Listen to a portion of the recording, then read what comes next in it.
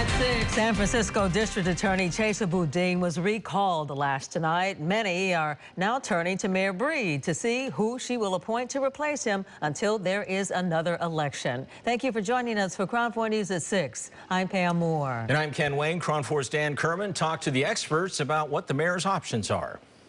Voters were not asked to choose between criminal justice reform and something else. Yep. They were given an opportunity to voice their frustration and their outrage, and they took that opportunity. With the recall successful and District Attorney Chesa Boudin's days in office numbered, what happens next? Here's a likely timeline. On June 23rd, the Director of Elections will certify the results.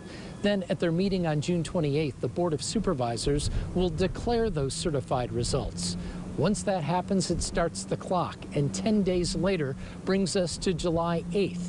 At that time, the DA's position will officially become vacant, and the mayor's appointee can take office. When you make these decisions, you have to be comfortable with the fact that some people are going to agree with you and some people are going to disagree. At a news conference Wednesday, the mayor said she's made no decision yet, but numerous people have indicated they're interested. Part of what I'm doing and going through this process is trying to give all the people who have expressed interest an opportunity to talk about the possibility of this role, because I think it's important to be open-minded about, people who may express interest. Do I know her? Is she going to be loyal? Can she win a campaign? Crown 4 political analyst Michael Yaki says those are some of the questions the mayor will have to consider when making her decision.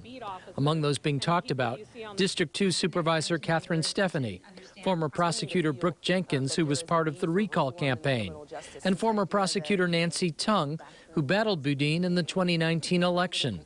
Yaki thinks Stephanie will rise to the top of the mayor's list. You can appoint someone who is an ally, who knows how to run and win elections, who you have a good working relationship with in terms of what the future of the DA's office may be.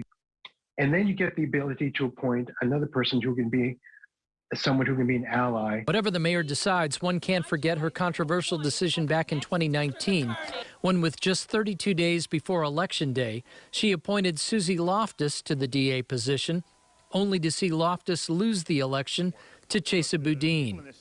Whoever the mayor appoints this time will have to run for re-election this November. In San Francisco, Dan Kerman, Crown 4 News.